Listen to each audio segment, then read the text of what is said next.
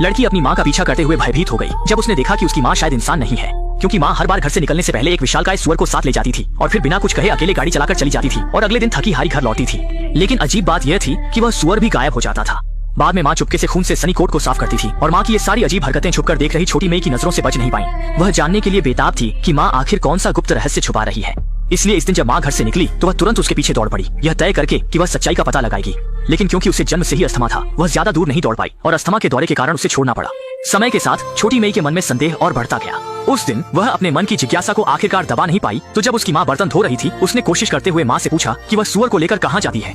यह सुनते ही माँ का चेहरा तुरंत बदल गया और उसने चाय का कप कसकर पकड़ लिया। देखते ही माँ सच बताने को तैयार नहीं हुई तो छोटी मई ने फिर से पूछना शुरू किया, लेकिन अगले ही पल माँ ने चाय का कप जमीन पर फेंक दिया और छोटी मई को चेतावनी दी कि वह ज्यादा बात न करे। मजबूरी में छोटी मई गुस्से में वहाँ से चली गई, लेकिन माँ जितना छुपाने की कोशिश करती, छोटी मई उतनी ही जिज्ञासु हो जाती कि आखिर इस सब के पीछे क्या सच्चाई है। उसे पूरा यकीन था कि उसकी माँ आज जरूर कोई बड़ा रहस्य छुपा रही है। इस दिन जब माँ हमेशा की तरह बाहर गई तो छोटी मई तेजी से पहाड़ी की चोटी पर दौड़ गई। उसे एक अजीब बात पता चली कि माँ शहर में सुअर बेचने नहीं गई थी, बल्कि जंगल की ओर तेजी से जा रही थी। लगता है माँ के पास सच में कोई गुप्त रहस्य है। लेकिन ठीक उसी समय उसके दादा अचानक उसके पीछे आ गए और छोटी मई को चेतावनी दी कि वह ज्यादा दखल न दे और अंधेरा होने से पहले घर में ही रहे, बिल्कुल भी घर से बाहर कदम न रखना। छोटी मई मजबूरी में घर लौट आई, लेकिन उसे बिल्कुल भी उम्मीद नहीं थी कि इस दिन माँ अपने 6 महीने से गायब पिता को वापस ले आई। और उसे और भी डरावना लगा जब उसने देखा कि उसके पिता के शरीर पर घाव थे और उनका चेहरा बहुत खराब था। छोटी मई ने पिता की स्थिति देखने के लिए घर में जाने की कोशिश की, लेकिन माँ ने उसे बाहर ही रोक दिया। लेकिन आधी रात को छोटी मई अपने मन की जिज्ञासा को दबा नहीं पाई। वह धीरे धीरे अपने माता पिता के कमरे के दरवाजे के पास गई, लेकिन तभी माँ बाहर आ गई। छोटी मई को तुरंत कोने में छुपना पड़ा। जब तक माँ पूरी तरह से दूर नहीं चली गई तब तक उसने हिम्मत करके धीरे धीरे वापस आकर दरवाजे की दरार से कमरे के अंदर पिता की स्थिति देखने की कोशिश की, लेकिन अचानक अगले ही पल यह देखकर वह डर के मारे कांपते हुए बदहवास हो गई। इस घटना के बाद वह फिर कभी अपने माता पिता के कमरे में झांकने की हिम्मत नहीं कर पाई। लेकिन आधी रात को उसने अपने माता पिता के कमरे से एक डरावनी चीख सुनी। संदेह के साथ छोटी मई धीरे धीरे सीढ़ियों से नीचे उतरी और देखा कि उसके माता पिता का दरवाजा खुला था। लेकिन जब वह कमरे में गई तो उसने देखा कि उसके पिता पसीने से तरबतर होकर पूरे शरीर से कांप रहे थे। छोटी मई ने चिंतित होकर पूछा कि पिता को क्या हुआ, लेकिन अगले ही पल उसे एहसास हुआ कि वह सिर्फ एक बुरा सपना था और इस समय उसे भी मानो कुछ समझ में आ गया। तभी माँ सुअर को लेकर बाहर जाने वाली थी। अपने मन की धारणा को सत्यापित करने के लिए उसने ऑक्सीजन सिलेंडर लेकर पीछा किया। इस बार वह किसी भी कीमत पर पता लगाना चाहती थी कि माँ आखिर किस रहस्य को छुपा रही है। जल्दी ही माँ ने गाड़ी को जंगल में ले जाकर रोक दिया, लेकिन छोटी मई को बिल्कुल भी उम्मीद नहीं थी कि माँ ने पिता को भी साथ लाया था। इसके बाद माता पिता दोनों सुअर को पकड़कर धीरे धीरे जंगल के भीतर चले गए और उनका गंतव्य था जंगल के भीतर स्थित एक छोड़ा हुआ महल। हालांकि यह महल थोड़ा डरावना था, लेकिन सच्चाई जानने के लिए छोटी मई ने हिम्मत करके पीछा किया। महल के अंदर से सुअर की चीखें सुनाई देने लगी और जल्दी ही छोटी मई आवाज का पीछा करते हुए एक लोहे के दरवाजे के सामने पहुंच गई। लेकिन जो दृश्य उसने देखा उसने उसे स्तब्ध कर दिया। उसने देखा कि उसके पिता ने अपने कपड़े उतार दिए थे और फिर घुटनों के बल बैठ गए और माँ ने उनके गले में एक बड़ी लोहे की जंजीर डाल दी, जैसे कि कोई अजीब रस्म हो रही हो। जैसे ही समय पूर्णिमा की रात में आया, माँ ने जल्दी से पिता को बंदी बनाने वाले पिंजरे से बाहर निकाल दिया, लोहे के दरवाजे को मजबूती से बंद कर दिया और पीछे मुड़कर बिना देखे पीछे हट गई। इस मौके का फायदा उठाकर छोटी मई ने चुपके से लोहे के दरवाजे की दरार से अंदर घुस गई। तभी माँ ने छोटी मई को देखा और चिल्लाई कि वह तुरंत बाहर आ जाए, लेकिन अब छोटी मई ने बिल्कुल भी नहीं सुना। वह इस बार सब कुछ जानने के लिए दृढ़ थी। इसी बीच पूरे महल में सुअर की चीखें गूंजने लगी, लेकिन जब वह पास पहुंची तो उसने एक बेहद डरावना दृश्य देखा। उसके पिता एक भयानक वेयरवुल्फ में बदल गए थे और यह देखकर वह वहीं जड़ हो गई। संकट के समय माँ समय पर अंदर आई और उसे बाहर ले गई, लेकिन छोटी मई फिर भी अस्थमा के दौरे के कारण बेहोश होकर गिर गई। अच्छा हुआ कि माँ ने समय पर उसे ऑक्सीजन दी, तभी उसकी जान बच पाई। अगले ही दिन सुबह पिता चेहरा मुरझाए हुए कुर्सी पर बैठे थे। वह नहीं जानते थे कि बेटी को यह सब कैसे समझाएं और छोटी मई गुस्से में अपने कमरे में लौट गई और पिता द्वारा दिए गए सभी कपड़े फाड़ दिए। वह यह स्वीकार नहीं कर पा रही थी कि उसके पिता एक राक्षस हैं। लेकिन आधी रात को उसने देखा कि कोई उसके कमरे के दरवाजे पर दस्तक दे रहा है। सोचा भी नहीं था कि वह उसके अपने दादा थे।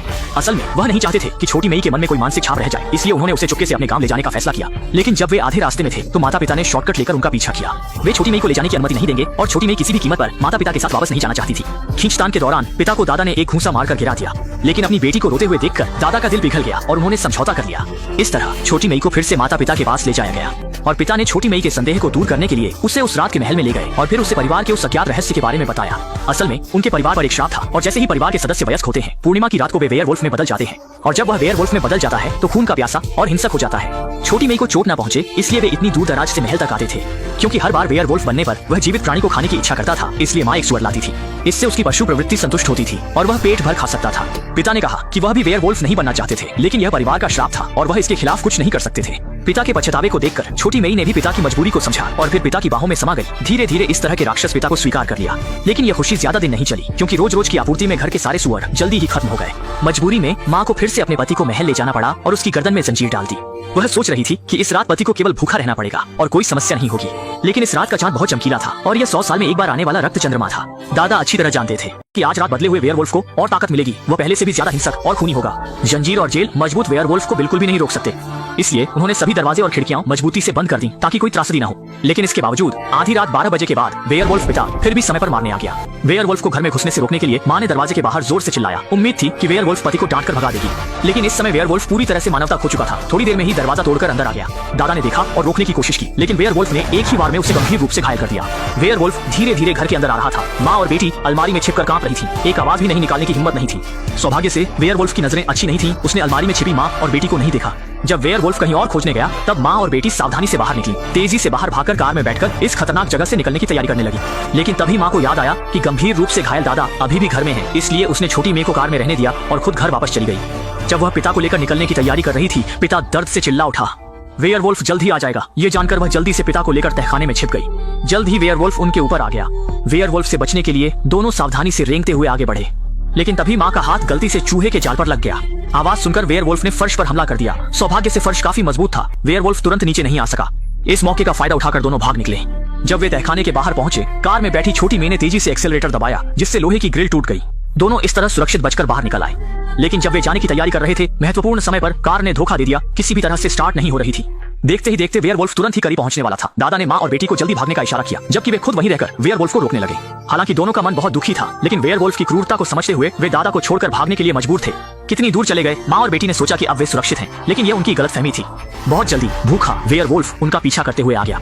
वेयरवुल्फ पति को हत्या करने से रोकने के लिए माँ ने जल्दी से आगे बढ़कर उसे शांत करने की कोशिश की। उम्मीद थी कि वह शब्दों से पति के अंदर की मानवता को जागृत कर सके, लेकिन उसने श्राप की ताकत को कम समझा। अगले ही पल वेयरवुल्फ ने उस पर हमला कर दिया। माँ को खतरे में देखकर छोटी मेए ने जल्दी से अपना ऑक्सीजन सिलेंडर उठाया, जमीन पर टूटे हुए तेल के दीपक की ओर निशाना साधा, ऑक्सीजन टैंक का वाल्व घुमा दिया। अगले ही पल भयंकर आग ने वेयरवुल्फ को निगल लिया। आग की तपिश में वेयरवुल्फ जल्द ही मर गया और माँ और बेटी की जान बच गई। अंत में उन्होंने सभी सामान पैक करके कार में लौट किया। इस दुखद जगह को छोड़ने का फैसला किया और फिल्म का अंत हो गया।